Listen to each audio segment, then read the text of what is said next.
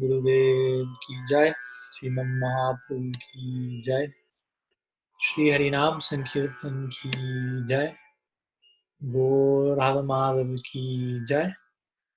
श्री ग्रंथराज श्रीमद् भागवतम की जय। श्री गोपी गीत की जय। श्री एकादशी की जय। गौर भक्त वृंद की जय। गौर प्रेमानंद हरि बोल। So, good morning, good afternoon, good evening to all of you, depending where you are today. And we are starting again a new week with the GOPI GITA. Today we are in our 14th class, where we will be discussing verse number 12.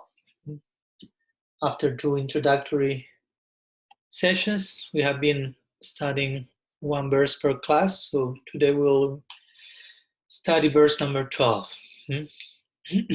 So first of all, of course, as usual, we will go in detail with a brief, not so detailed, but relatively detailed summary of our previous talk last week. Last discussion was about verse number 11. And before going there, I just remind you about how the connection between verse number 11, verse number 12 today, and verse number 10, 10, 11, 12, all of them connected to one commentary of Jiva Goswami, if you can recall, when he mentioned in connection to verse number 9, sorry, we are going backwards and backwards. Verse number 9, Tavakatam Vritatapta Jivanam, the gopis are glorifying Harikatha, and the ones who speak Harikatha, and Krishna might respond to them that he's hard to get, and why if they can just be happy listening Harikatha. So in reply to that, the gopis will spoke 3 verses after that, 10, 11, and 12. Today will be the last one of these 3, which is a reply of the gopis to this possible argument from Krishna, where the gopis say, explain why they cannot live only by Harikatha, if you will, why they need something else, and why that something else is required from them because of Krishna himself. The fault is in him, if you will, somehow or other. As we say, of course, at the same time, the gopis are not like condemning Krishna, and they're accepting their destiny on their backs, of their heads. But in a loving way, they are saying, because of your previous expressions of love with us in your previous meetings, that's why now we cannot just remain fully satisfied with Harikatha. We need your sight, your presence, and so many other things. So that's a little bit to put in context these 3 verses, 10, 11, and 12 today. So in verse 11, last Thursday, we will sing it, where the gopis are saying, Chalasya prayat chalayam pasum nalina sundaram natati padam silatrinam kurai shiratitina kalilatam mana kantagachati. They refer to Krishna as Nata and Kanta, dear master, dear lover. And when you leave the cowherd village to herd the cows, our minds are disturbed with the thought that your feet, which are more beautiful than the lotus, will be like hurt by the different stalks and husks of grain and the different grasses and plants in the forest. So that was the previous verse. So we gave some description about Krishna's going in the morning, mid-morning, with his friends and cows to graze to the forest, to feed them, to feed the cows, barefoot, and how the forest responds to Krishna's being barefoot. What's the different arrangement that Krishna himself presents to, for example, Yashoda, when she's overtly concerned about that. She's insisting to him not to go to the forest, or if he goes, to take some sandals. And Krishna presents his arguments regarding the dharma of a gopa, the honor of a gopa, being barefoot as the cows, but also how the cows themselves make the dust like sand with their hooves, how Vrindadevi organized everything in a very perfect way, so Krishna is not experiencing any difficulty, and so on. So the gopis, of course, are experiencing, from their particular vantage point, romantic viewpoint, a similar difficulty in their minds as Yashoda. Some concern about Krishna's soft lotus feet, and sweet, of course. So in this connection also, there is the possibility of left-wing gopis speaking to Krishna, also in this context, and the idea of the verse will be, actually, you want to see us suffer so much that you are giving yourself suffering, because you know that if we know you are suffering, we will be suffering. And that's one of the meaning also of the word nata, which means Lord, but also means giver of pain, nata. And they call him nata here. Also, they call here kanta. So with kanta, which means lover, they imply a particular type of lover, and the implication is only your soft lotus feet should be touched by our soft lotus hands. Those feet do not belong to anyone else. Basically, they say that in the possessiveness of romantic love. Also, according to Thakur Chakrabarti Vishwanath, the gopis are having some debate with their own minds. So he presented a very charming way about how the gopis are having a dialogue with their own minds and how the minds are responding, and eventually saying, well, the minds are saying, I'm living here with all the life here, so see you, good luck, something like that. Implying with all this, the gopis are going mad now, dying in separation from Krishna.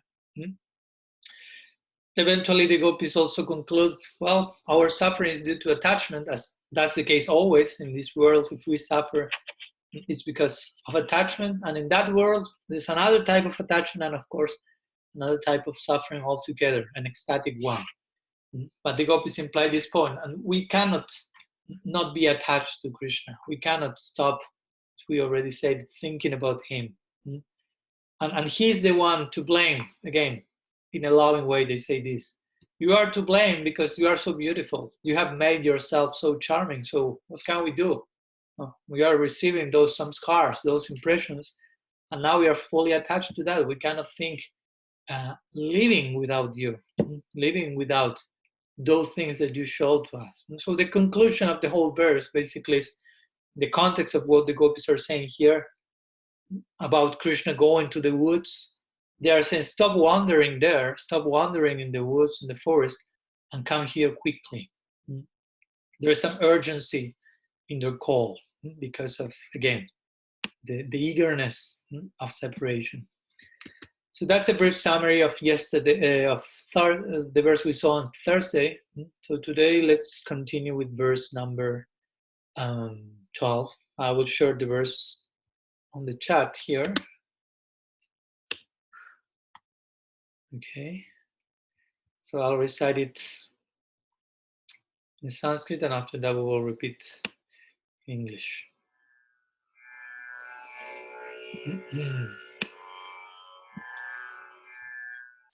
Dina parikshaye Neelakuntalai Vanaruhamanam Bibhadhabritam Dhanarajashalam Darshayam Maho Manasinashmaram Vidayachasi.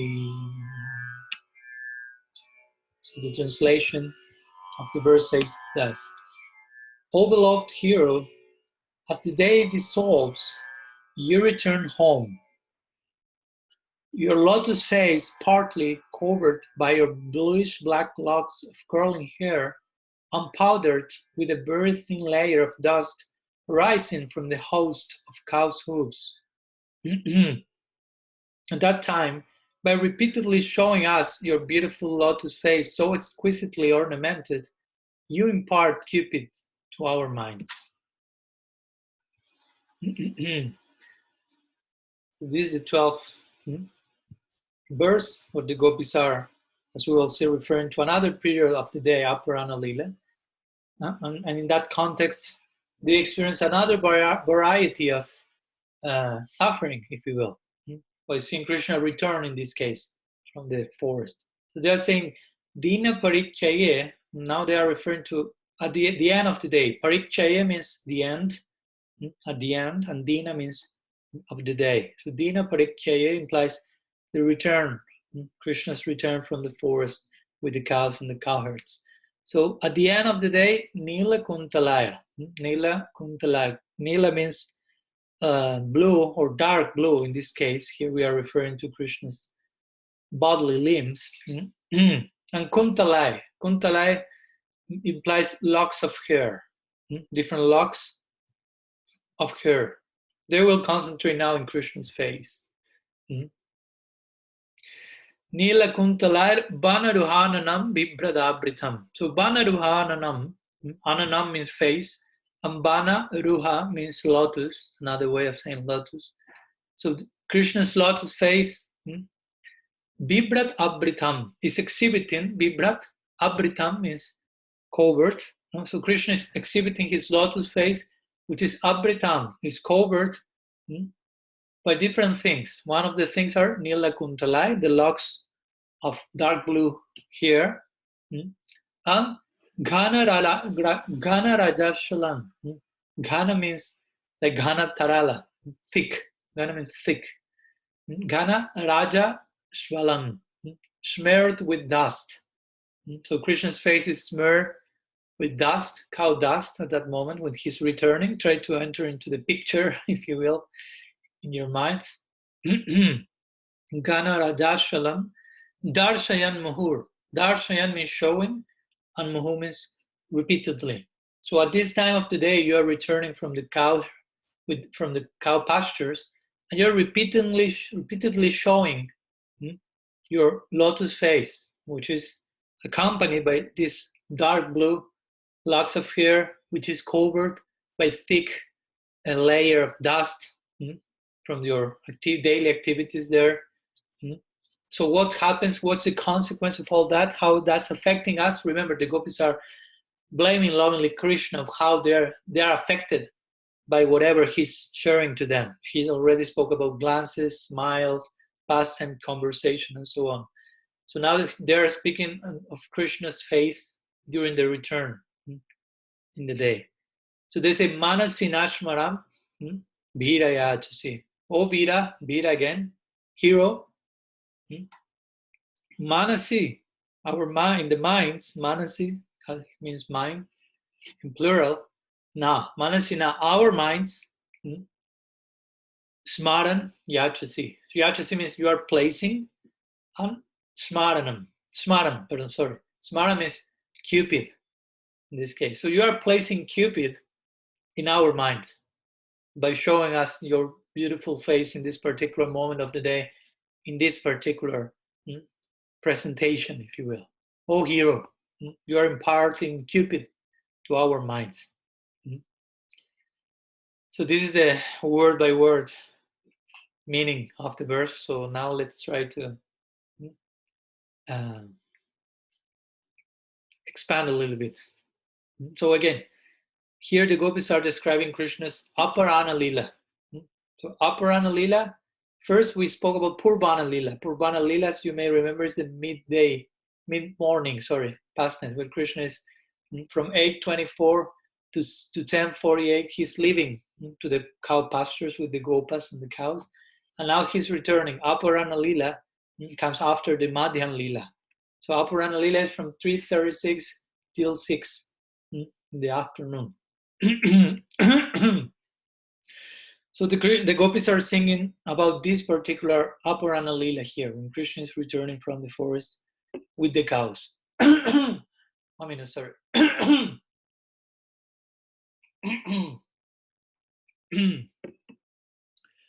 So this moment is also called, as you may know, Goduli. Goduli means cow dust. So cow dust time, which, as we already explained, it has to do with the Brajavasis looking to the horizon and waiting for any signal of Krishna's return from his daily duties as a cowherd.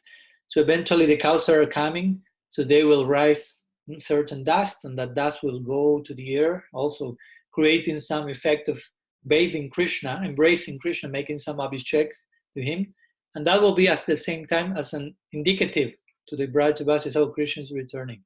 So that's called Goduli, the moment of the cow dust, what the Brajavasis are very much in expectation of, looking at the horizon. So this is a time that arouses passion in all, it is said. Raj also means dust, interestingly, but Raj also means passion. So there's a nice connection there between the two.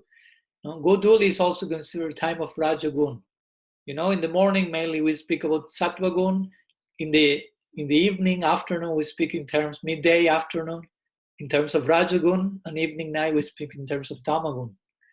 Of course, there is no Rajagun in the mundane sense here, but there's, again, a connection with the word Rajagun. The Gopis have some Rajagun, but not mundane Rajas, transcendental passion. We are speaking about here the way of passionate love. So it's a type of Rajas. So Rajas means also, as I said, color. Your mind is colored by a particular mood. Raja means dust. Raja means passion. And that's the attribute of dust also.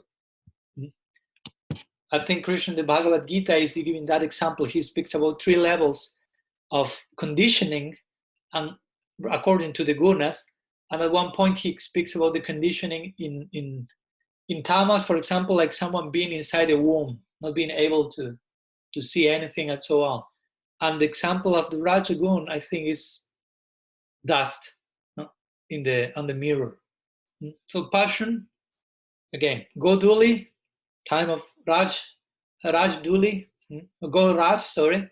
The dust of the cows is the moment of the Rajagun, afternoon, midday, afternoon in this case. And passion is the attribute of dust, is connected, as I said. And also it's a time of Cupid, of course. So the gopis are speaking about dust, about a particular moment of the day who has to do with Raj, which also means dust, which also means passion. They are projecting their own passion in this moment. It has to do with the moment of the day that Krishna is returning, which has to do with the influence of passion during the day. And it has to do with Cupid, which also is quoted, invoked here by the gopis, by Saint Shmaran. So very interestingly, we see how all these elements in the verse are connected between themselves. So in his aesthetic Vedanta, Guru Maharaj gives a very nice depiction of this particular moment when Krishna is about to return. So he mentioned that Krishna sees that it's time to return. So he remembers his gopis. Of course, it's not that he forgot them, but he remembers them in a particular way. He remembers their passionate love for him, he mentions. So Krishna will call all of his different cows, his 108 groups, as you may know, of cows. Krishna has that quantity of groups, not of cows, but of groups of cows. And in each group you have asankhya, unending number of cows. So he's chanting the name of each cow on a jeweled japamala, on a rosary of jewels. He's repeating the name of each one and in this way calling them. Sometimes the flute is also therefore calling the cows and calling their names through the flute. And the cows will be grouped according to particular color. It is said that there are 4 basic colors, which are white cows, those we have seen, black cows, those we have seen, red cows, and yellow cows. And it is said that each of these 4 groups have 25 subdivisions. So in this way, they make a total of 100 colors. And we have 8 more to make the 108 total. So the other 8 groups consist of different cows colored. For example, it is said like sandalwood pulp, cows that are speckled, cows with heads shaped like a mridanga, simha cows with heads like lions. Everything is possible in the land of Braj. And other shapes, and in this way they bring the total of to 108. So some words about the cows.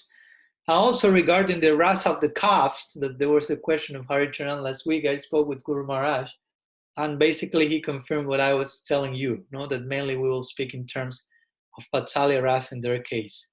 But also he made the point that when we speak about Vatsalya rasa regarding cows, regarding bulls, regarding calves, that slightly particular difference of Vatsalya rasa than the one of Yashoda, because they say that the fullness of Vatsalya is experienced in human form.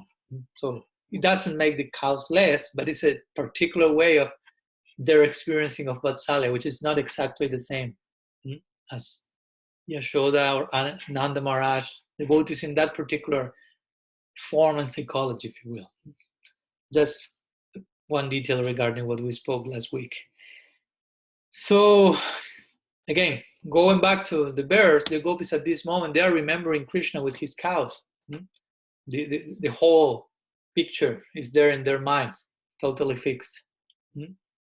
So the cows are ornamenting Krishna, are beautifying Krishna's face with the dust that is raised from their hooves.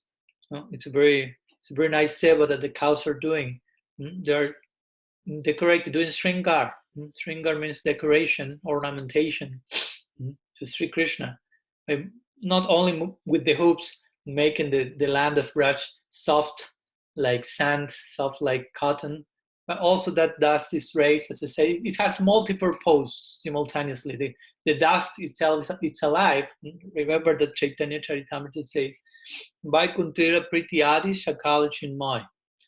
So it is said that from Vaikuntha upwards, what to speak, Mahavaikuntha Golok, or Gokul, the dust, even the dust, the earth, is made of Chinmay, is transcendental conscious substance. So again, everything is fully surcharged with prem. Everything has a willingness to please Krishna, to render some seva. So the dust is also there in that position, wanting to offer itself to Krishna, embrace him, shower him. So in this way, the cows' help are instrumental in that sense. They move the dust, and the dust has the chance of making some abhishek to Krishna, and not only showering him, but beautifying his face. Now we will speak a little bit more about that. But the point is, again, this dust means prem. It's made of prem. So of course, Krishna becomes showered by prem. He becomes more beautiful. That's the poetical implication. Whatever you receive a shower of love, it makes you more beautiful. That's the very principle of Krishna, which is the absolute overwhelmed by prem. So here we are in the land of prem, where everything is made of prem. So whatever is touching Krishna, embracing him, showering him, that's increasing his charm. So rajas. Now rajas means dust, but also it means passion. Because the connection is this again, starting from a material point of view, in normal circumstances, passion will cover. That's it. No? Raja Guna will cover the beauty of the soul, let's say. And the soul has its potential, its beauty, but gunas such as Tama, Raja, etc., they're covering the potential. And so that's compared to dust, which tends to cover. Mahaprabhu is giving this example, Cheta Darpana Marjanam, the Darpana example, the mirror example. We cannot see ourselves into the mirror, we cannot become fully aware of our potential because of certain dust. And dust means Maya Shakti, and Maya Shakti means gunas, basically. So here, again, the connection between dust and passion and conditioning. So how does it all apply to the gopis? Well, here we are speaking about divine passion, Daivi rajas, if you will. The gopis are also exhibiting rajas. When you follow the different attributes of the gunas, you will see that the gopis have all of them, but express them in the most perfect situation. Rajas has to do with eagerness, hankering, desire. So the gopis have all that excessive activity because of wanting to play out the desires that one is having, wanting to achieve those desires. So gopis are doing all that, fully engaged, fully absorbed, but in the context of divine passion, arousing in their minds, especially in this case, upon seeing Krishna's beautiful face, forest lotus face, dust covered forest lotus face. So we should try to not to imagine the things, but try to let these empowered narrations enter into our chitta, enter into our minds, enter into our heart, and create some picture there, create some samskar, because that's how we will start to become attracted. That's the way of passionate love. I mean, we cannot just press a button and imitate the Brajavasis. We will start, as you know, our threading the raga mark by hearing over and over again in a particular way from certain sources, in certain mode, in certain parameters, and gradually that hearing and that speaking of that hearing, Shravan Kirtan will turn into Smaran, will start to inhabit our minds. So gradually we'll become more and more absorbed, addicted, if you will, to this particular reality, which is reality itself, the ultimate reality for us. So when we hear all this, we should understand how we should be digesting this narration, how we should be part of them somehow or other. No, maybe we can, of course, just forcibly imagine ourselves there, already there, and so on. But there is some entry point on some level or another should be there. Some link we should be established with that. Some identification with the narration. So in that way, we are starting to participate there on some level, by some hearing, by some taste, and gradually increasing all this. So here we find the gopis given this great example of inhabiting all these concepts. So they are indicating here their passion for Krishna. Again, with all these terms, dust, rajas, passion, cupid. So they are implying their passion for Krishna will only be satisfied by meeting him in the forest. They are invoking the idea of the forest. They want to meet Krishna. They are now there in the forest, if you will, next to the Jamuna. They went to the mid of the forest to meet him. Krishna disappears, they are waiting for him, crying for him.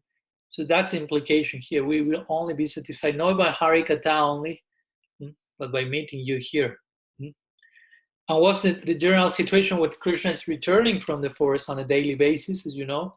Krishna is returning, and he's looking at them again and again as he returns. But again, he cannot meet with them at that time because the whole of Braj is there present, looking at Krishna returning. It's a whole parade. When Krishna is coming, all the Brajavasis are expecting that. The gopis are staring from certain moon towers they have for supposedly looking at the moon, and they are looking at the moon, Krishna Chandra. But all the rest of Braj is there also. All different rasas, all different groups are there. Vatsalya, Dashya, Sakya, well, Sakya is with him. But all of them are there present, that's the point. So the gopis cannot meet with Krishna at that moment of the day. So their passion is arising more and more, but it's not satisfying the village setting. When I say village, I mean the place where all the Brajavasis are living. And when we say the forest, it's the outside, the outskirts of the village, when nobody is there. Krishna is there with the cows and the friends, but sometimes Krishna may be alone and meet with the gopis there. So that was the whole thing here in the Rasa Lila. Krishna is meeting with the gopis, not in the village setting nearby his house, but in the midst of the forest, deep into the autumn forest. So the gopis are presenting here their dilemma, their agony. They're saying, on one side, as they said before, after you leave the village, we burn during the whole day. We are burning into the fire of separation till we get to see you again. But when you return to the village, we may think, okay, now you will take away our affliction. No. Rather, you make us even more, burn even more. In another way, you're imparting Cupid to our minds. So the gopis here are speaking of these two fires. First fire of separation. You are living in the morning, and the rest of the day you are burning into the fire of separation.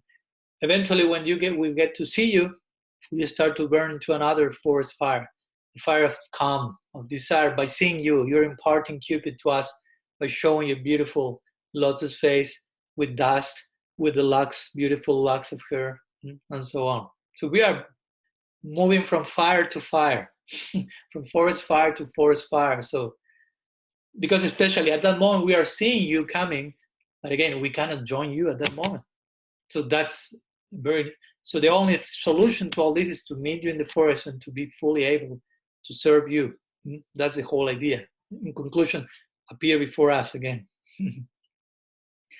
Vishwanath Chakrabarti Thakur is presenting the words of the left-wing gopis, if we will, and the gopis will say to Krishna here, even when we meet, you are not willing to make us happy.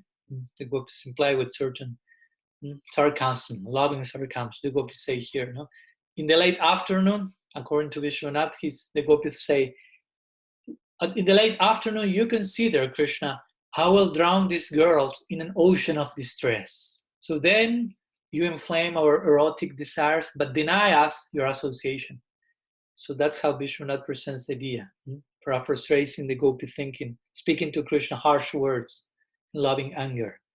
So you want us to see us suffering. So you return, you're just throwing arrow after arrow after arrow, no? But you are not giving us a chance of associating with you personally. Jiva Goswami, in his Lagu Vaishnav Toshani, he comments also. He said that in the previous verse and in this one, the implication is that the gopis are saying to Krishna that you went without fulfilling our long cherished desire. Remember, Krishna promised to them, I will join you, we'll enjoy together and so on, but just Rasa Lila started and Krishna basically disappeared. So you went without fulfilling our long cherished desire. It was a long cherished desire. Some of them were sadhana siddhas who were practicing for lifetimes. So you can imagine, this is not just something of a year or some weekends. So there's a price. First deserve, then desire. So the gopi here presented long cherished, long deserved, if you will, desired. Deserved by the grace of mercy, of course. So the gopis say, you disappear without fulfilling that, but our minds still have affection for you, says Jiva Goswami. It's not that we lost all affection for you and became indifferent to you. Of course, the gopis are still there waiting for him, calling him. Plus, you intend to convey Cupid to us. And you are doing this on purpose, with affection, not with harshness, because affection is inherent in your nature. So that's another nuanced possibility to how the gopis are expressed in this verse here. But, Jiva Goswami continues, the gopis say, when we girls get together with the intent to be with you, you only confer Cupid, and not what is appropriate, which is a rendezvous. You are not really conferring what's proper. You're just throwing some arrows, throwing us into a forest fire, and that's all. Therefore, now when they go to the idea of cheater, everything about you filled with affection, whereas you are full of deceit. Basically, that's the idea. No? All your surroundings in your bodily limbs and your personality and your smile and your sight and your face, everything is surcharged with deep affection, with deep charm. But at the same time, you are not allowing us to fully serve that, basically, to fully honor and dedicate ourselves to your beauty. So that's your deceit. You show yourself, you show your face, but you do not confer. You confer Cupid, but you do not confer full rendezvous. That's it. That's what the gopis are praying for. The opportunity of full-fledged meeting with Krishna.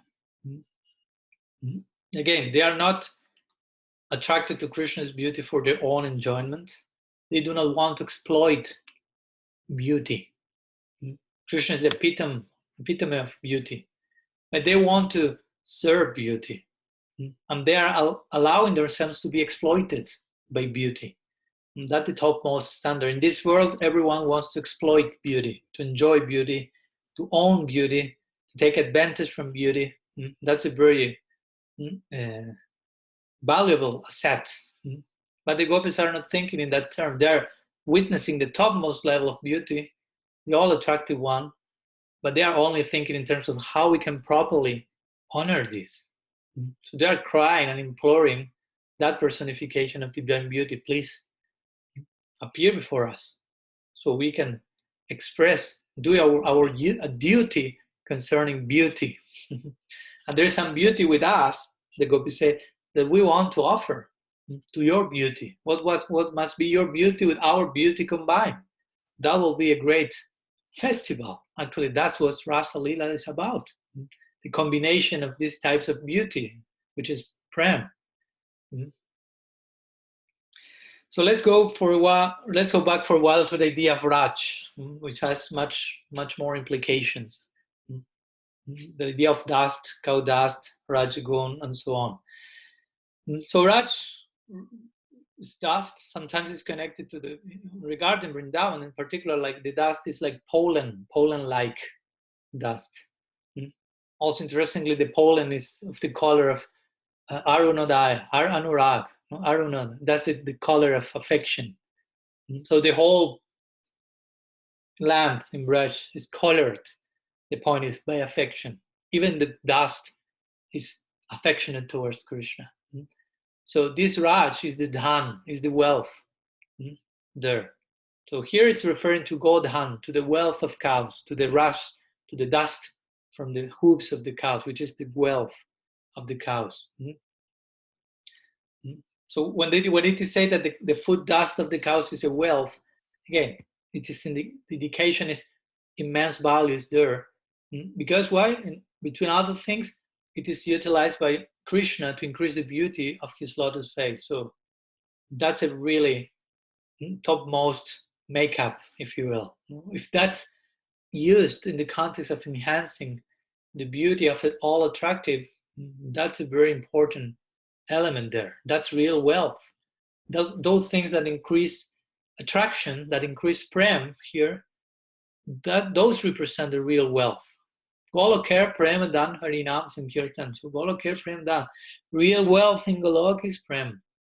So here is speaking about the wealth of the cow's dust. That's made of prem. And that's increasing the beauty of Krishna. So if Krishna's face is enhanced, Krishna's beauty is enhanced in the face, Gopi's prem is enhanced. So if the prem is enhanced, that's real wealth. That's the wealth of Golok. Prem. So whatever increases the prem, that's wealth also. Not only the prem is wealth, but those things, udipanas, stimulants to the prem, which are also prem, because the dust again is made of prem. So it goes to Krishna's lotus face and increases the attraction from the gopis, the prem of the gopis. So in this way, prem is nurturing itself from different directions. So the cows are running here, around in there, running to their homes. Remember, we're in the Purvana Lila, Aparana Lila, afternoon return pastimes. They're running to their homes. The cows are running to their calves back home. Krishna called their names. Again, playing sweetly on his flute. That's another way apart from the Japamala. So they are all hurried to be with him. They are thinking the cows, oh, Krishna is calling me. They're hearing their names in the sound of the flute. So when they are running, this dust rising from their moving hooves is like sweeping upwards, as you say, towards the sky. So it's sprinkling the whole environment of Raj. The leaves of the trees all around becomes covered by dust. That's why they call Godhuli, when the time of the cow dust. Because at that particular moment, this pollen-like dust falls everywhere, also on Krishna. And in the case of Krishna, that's what the gopis are saying here. That's creating a very fine covering on his face. Now the point is the face, but of course on his body, on his garments, everything becomes covered by this thick layer of dust. So the situation here is interesting because the gopis want to drink Krishna's face, if you will, drink the beauty of Krishna's face when he's returning at the afternoon. He wants to see the face clearly, but at the same time, they may say, okay, the dust is creating an obstacle to see the Krishna's face clearly, or the locks of hair that has been also described, Nila Kuntalar, the dark blue locks of hair are like creating an obstacle in us fully drinking that face. But at the same time, they find, oh, but those locks of hair are so enchanting, are increasing his beauty. That layer of dust, even though it's somehow or other covering his face, it's enhancing the beauty of his face.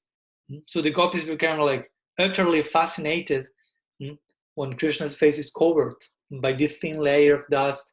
It is said like it's appearing like just like the moon rising from the darkness. That's a connection between his face and the dust. So it's interesting because generally when we speak about dust, we are not speaking in terms of beauty. If someone has dust in this world, at least the person has to go and take a shower before appearing in public. But here is Krishna's official public appearance, the main one, if you will, because he's returning after a long day of pasturing, and all the brush is waiting for him, basically, with great expectation. So he comes in this incredible darshan parade, but he's full of dust. So again, something that is ordinarily considered like a blemish will serve to make Krishna or Radha immeasurably more beautiful, because they are already so beautiful that whatever entering touch with them is beautiful. And again, dust is made of prem, but even if we want to consider dust as dust, still is enhancing Krishna's beauty. As the Bhagavad says, Pada bhushana bhushanangam. Krishna's ornaments, instead of beautifying Krishna, are considered to get beautified by Krishna, because he's so beautiful that whatever enters in contact with him enhances its own position. So again, if some mud is splashed on Krishna's face, or if the dust of the earth, the cows falls on Krishna's face, it is said that Krishna's beauty increases millions of times, not only one time, 2 times. So we cannot make that fit in our heads. Now, what must be a beauty that is increasing millions of times at every step, at every moment? That's a symptom of exalted stages of prema, anurag. Everything becomes more beautiful. That's the idea of all attractive. All attractive means it doesn't mean you are very attractive and you always remain there. But nava jovanam, nava kishore, always fresh, always young. Your beauty keeps updating itself at every single blink. So the dust rising from the cows, which are running throughout the land of Braj, makes Krishna appear so beautiful that whenever the gopis are remembering him, again, they become filled with calm, with this particular fire of desire. So regarding Krishna's beauty, sometimes he's described as also like it may be likened like Krishna's behavior, let's say, and beauty, of course, connected to someone who is posing for a picture, for a photograph.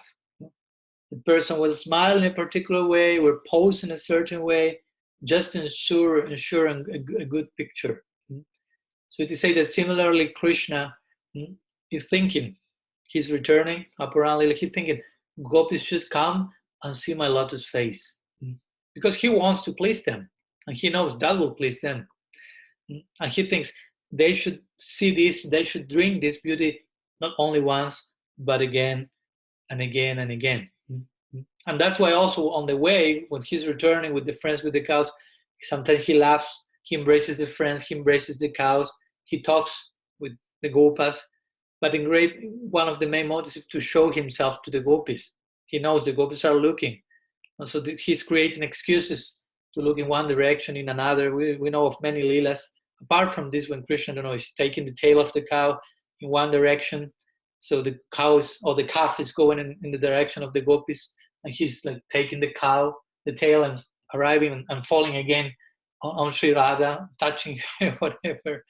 And the gopis also create some excuses to say that Sri Radha, sometimes he's walking and she would like to see Krishna, but she cannot look because there are some other seniors there. So she has some pearl necklace. She will somehow or other break the necklace without nobody noticing, and then the pearls will fall to the ground and she will start to pick the pearls.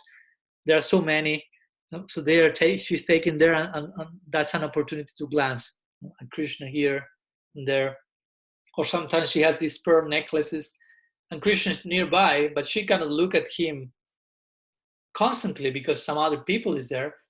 But that pearls are say that are so transparent and brilliant that they will reflect Krishna's face. If Krishna's nearby, Krishna's face will be reflected in those pearls. So Sri Radha will just look at the pearl necklace and have an interrupted darshan of Sri Krishna.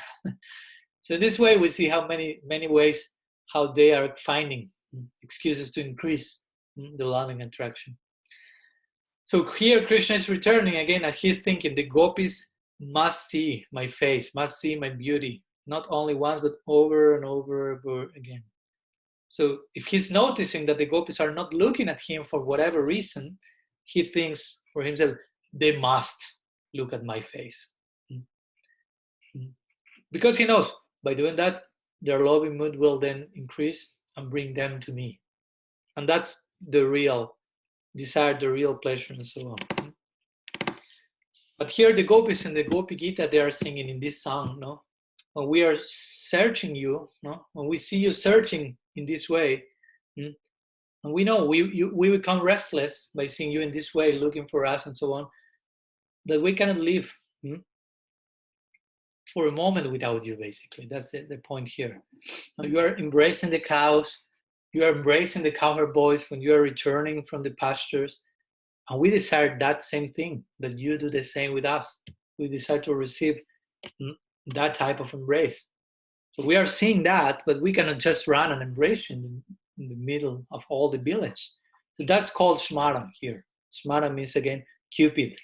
We receive that particular type of arrow and that desire. Again, Cupid means desire. So that's the desire of the gopis. They are seeing how Krishna behaves towards the cows and his friends, and they themselves want that for themselves. So they're expressing this. We are suffering.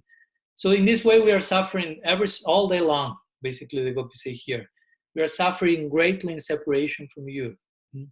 Remember, here, Rasa Lila, first Rasa Lila in the Prakat Lila has not been completed. After this, you will see Rasa Lila will be enacted every single night.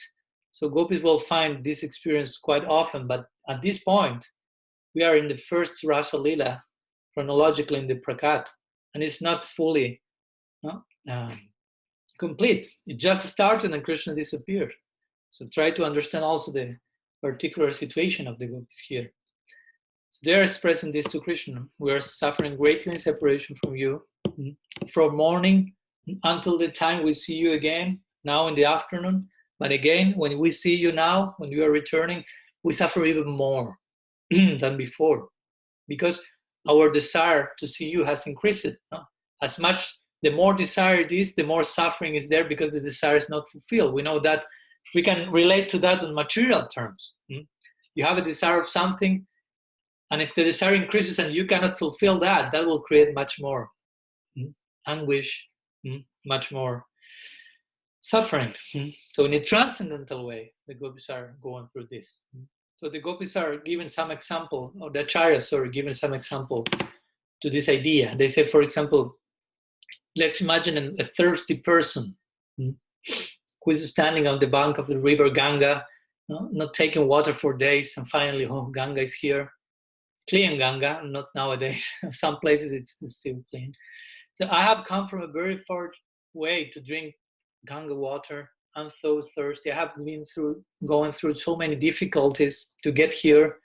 Water for this beauty, water here is sweet, but there's no place to enter the Ganga, to access. There's no ghat. So whereby I can reach the water.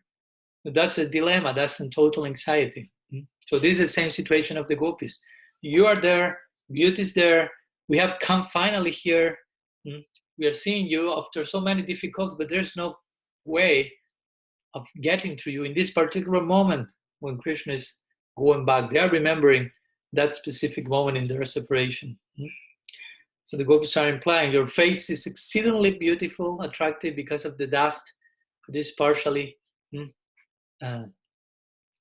covering it.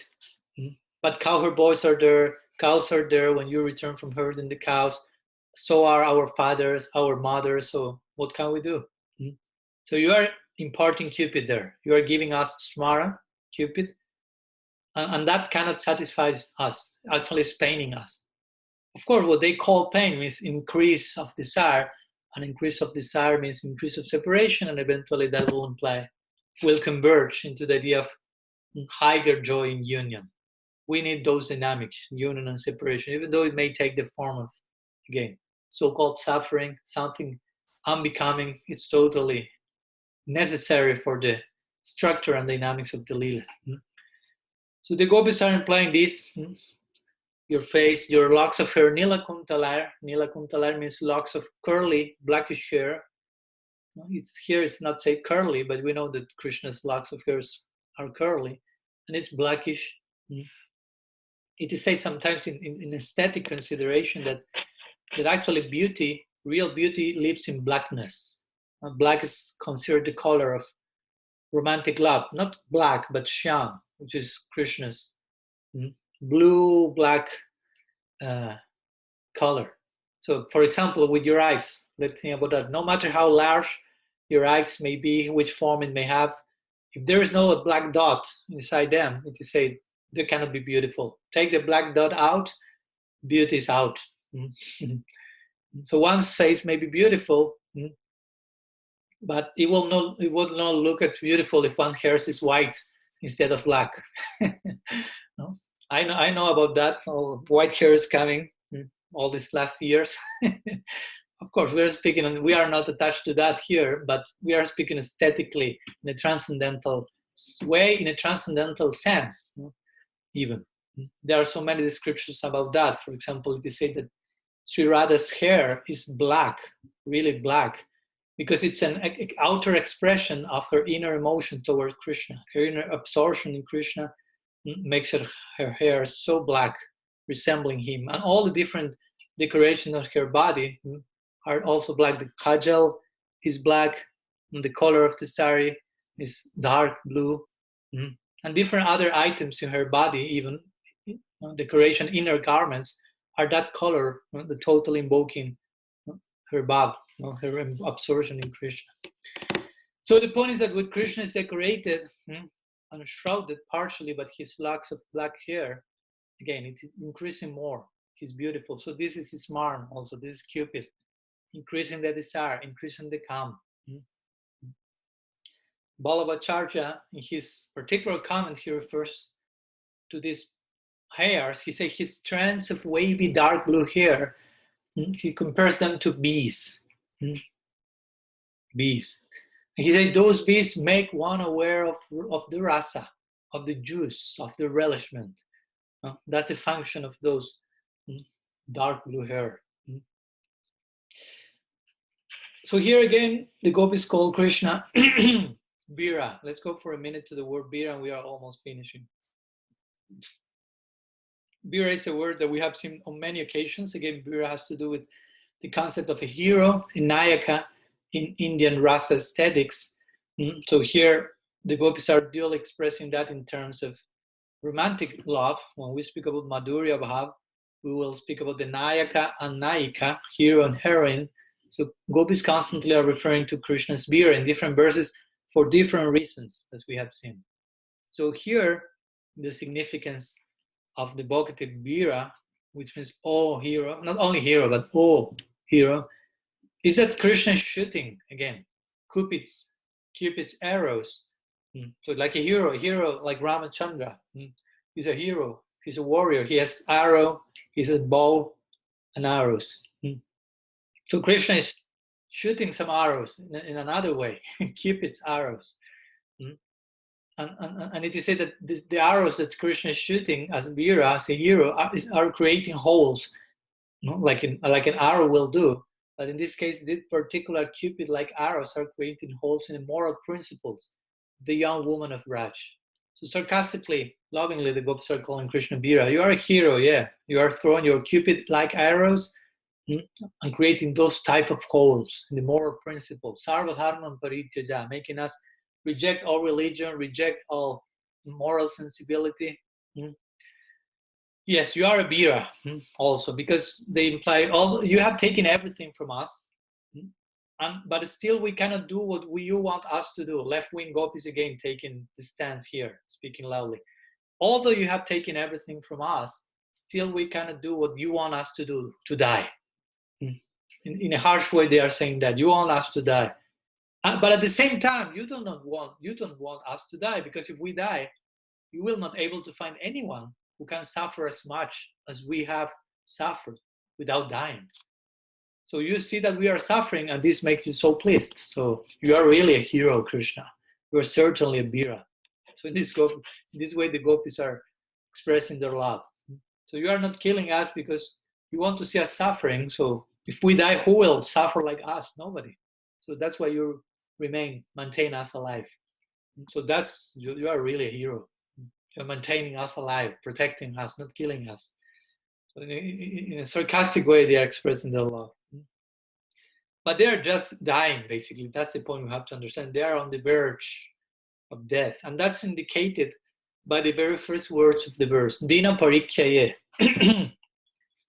which in a general way, Dina Parikshaye means at the end of the day, because we are referring to the afternoon pastimes, where the day is gradually coming to a close. Krishna is finishing his daily duties, returning home. So Dina Parikshaye, that particular moment, Aparana Lila.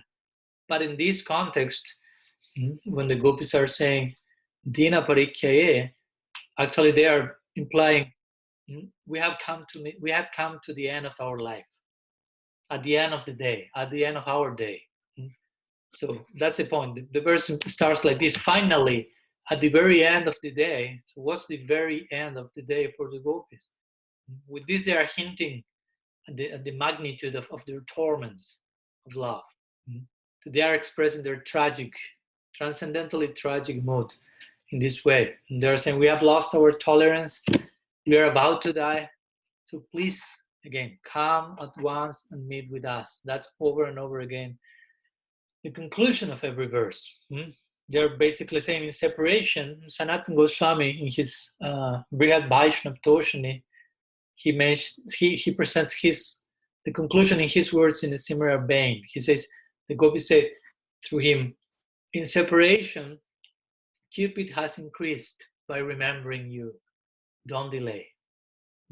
So the gopis are saying this in a tragic, pathetic state, and crying and about to die. Don't delay. It could be too late.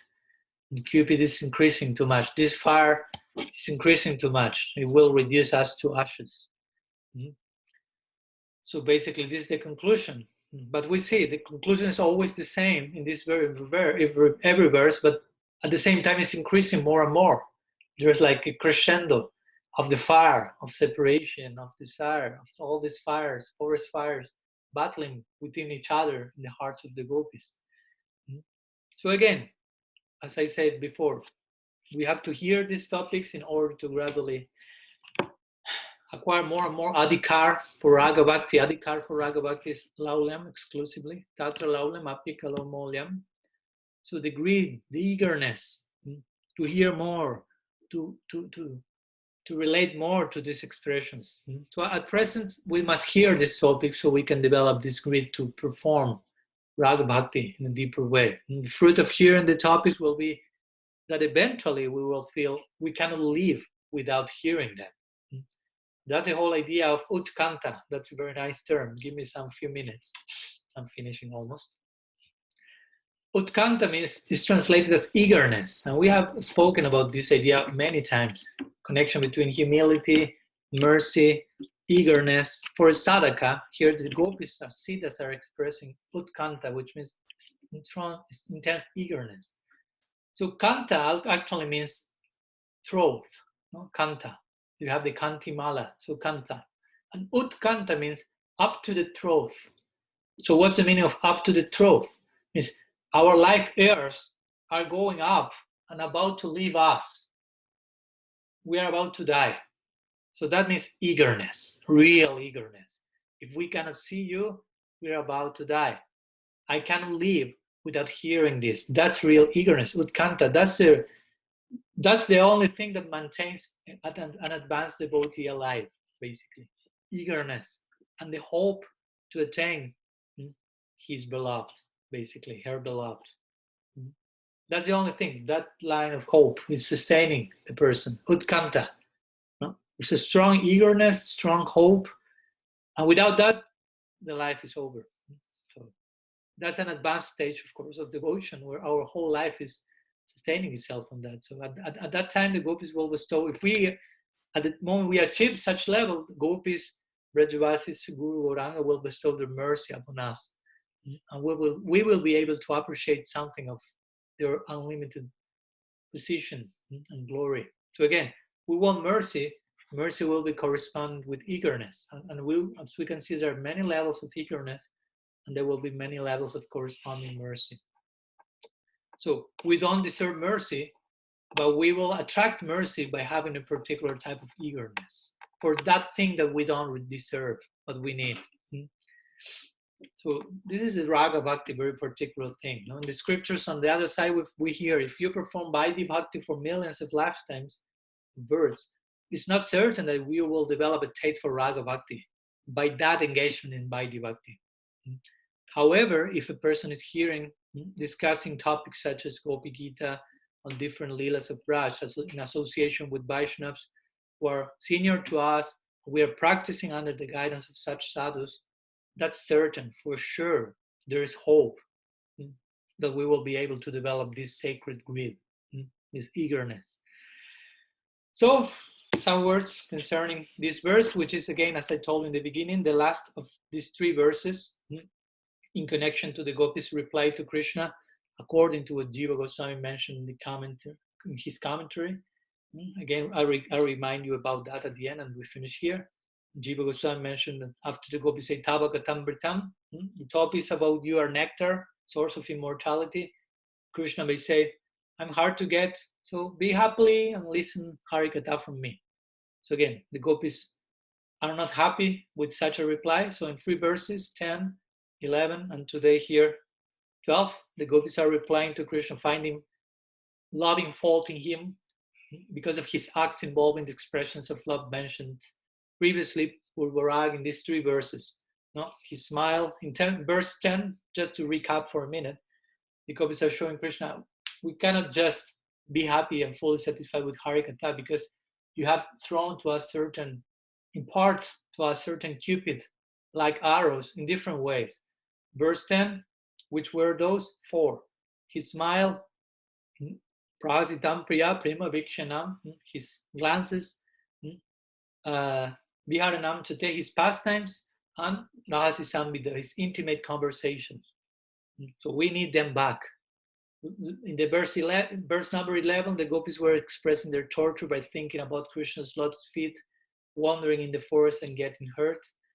They were able to see those feet, so they're suffering for that. And today, in this verse number 12, gopis are having this darshan of Krishna's face, lotus face in Goduli, cow dust moment, passion moment, imparting Cupid to them. So this is the reply, basically, in these 3 verses of the gopis to Krishna's hypothetical possible argument.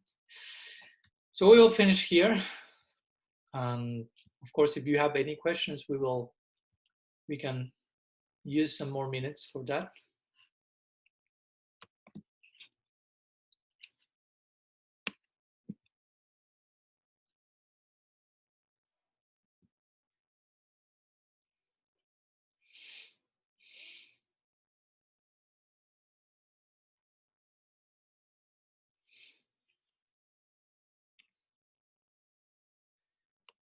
No questions today? I have one question. Yes, Krishna Chaitanya. I had recently read in a note, there's people talking in the background, I'm trying to move, in the Shikshastakam about Utkanta, that it is also the equivalent of Purvarag for the Sakya Rati devotee. Yeah. Do you have anything to say about that?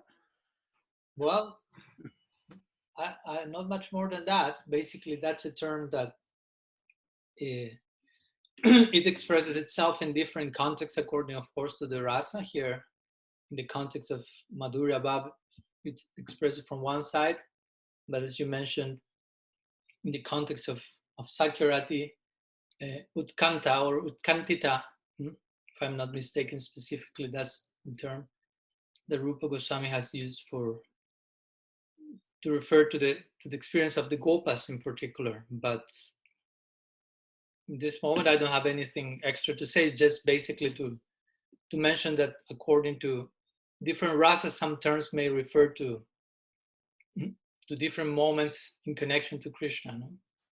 Purvarag, or eagerness, before meeting, after meeting, depending the case. But mainly this term Utkanta has to do with mainly Madhurya Bhav and Sakya Bhav.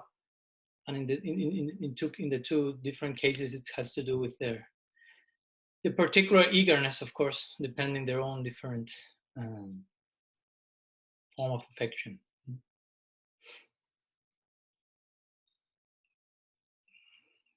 Yeah. Okay, thanks. Thank you. Something else?